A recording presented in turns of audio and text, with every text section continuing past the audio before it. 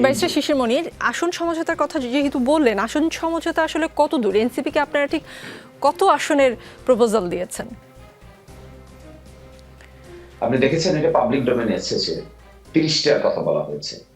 তাও আসন যখন নমিনেশন পেপার সাবমিট করা হবে, নমিনেশন পেপার উইথড্রয়ালের একটা ডেট আছে, আপনি দেখবেন ইলেকশন শিডিউলের মধ্যে ওই নমিনেশন পেপার উইথড্রয়ালের সময় কিছু পরিবর্তন হয়।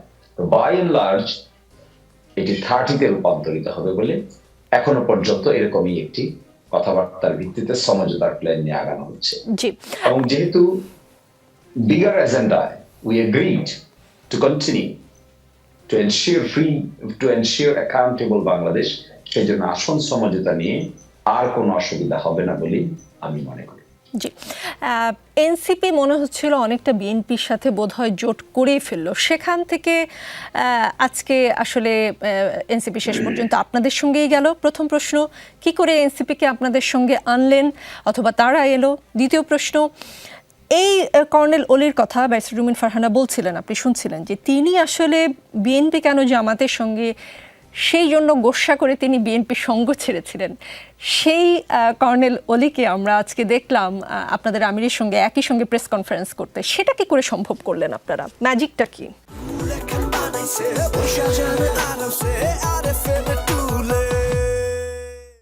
দুটো ম্যাজিক্যাল প্রশ্ন করেছেন আপনি। একটি ম্যাজিক্যাল প্রশ্ন করেছেন যে এনসিপি কি করে এলো বা আমরাই বা কি করে আনলাম। তো এই পার্টে এজেন্ডার মিল হয়েছে, পারপাসের মিল হয়েছে, কর্মের মিল হয়েছে। That's why we are together. এটাকে অন্যভাবে দেখার কোনো স্কোপ এখানে নাই। এটা কেউ কারোর মধ্যে বিলীন হয়ে যায় নাই, কেউ কারো এজেন্ডা নিজে ধারণ করে নাই। কিন্তু ইলেকশনকে সামনে রেখে যে এজেন্ডাগুলো উপস্থাপন করা হচ্ছে, উইচ আর কমন এজেন্ডা, এই কমন এজেন্ডায় উই এগ্রিড। এই এগ্রিমেন্টের জায়গায় এনসিপি জামাত ইসলামী কাছাকাছি আসতে পেরেছে, বিএনপির সঙ্গে কাছাকাছি যেতে পারে নাই। সেই জন্য বিএনপির সঙ্গে কথাবার্তা বলেও যেহেতু এজেন্ডায় মিলে নাই, পারপাসে মিলে নাই, ইমপ্লিমেন্টেশনে মিলে নাই, সেই জন্য it has come to close to us. The Jamaat Islami and NCP become closer in terms of implementation of common agenda. আর সেকেন্ড বলছেন যে কর্নেল অলি সাহেবের কথা। দেখুন, পরিবর্তন হিউম্যান লাইফে is one of the important phenomenon. People changes, mind changes, situation changes, circumstances changes.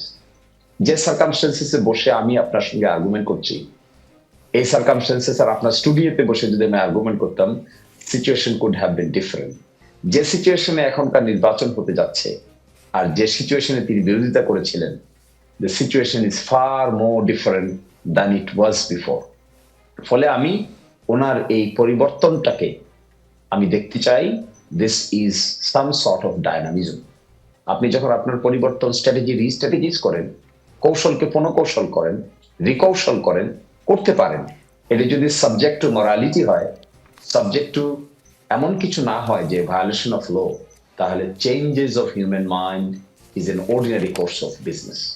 এবং এটি হয়, এটি অতীতেও হয়েছে, বর্তমানেও হচ্ছে। আমরা এক্সপেক্ট করবো এটার মধ্যে স্টেবিলিটি থাকবে, এটার মধ্যে কমন ডিজাইন থাকবে, পারপাসিভ হবে, দেশকে প্রাধান্য দেওয়া হবে। এটি হবে আমাদের মূল পারপাস। এবং I congratulate him that he has taken the decision to create a জোট or আসন সমঝোতা at least for 13 January elections. G.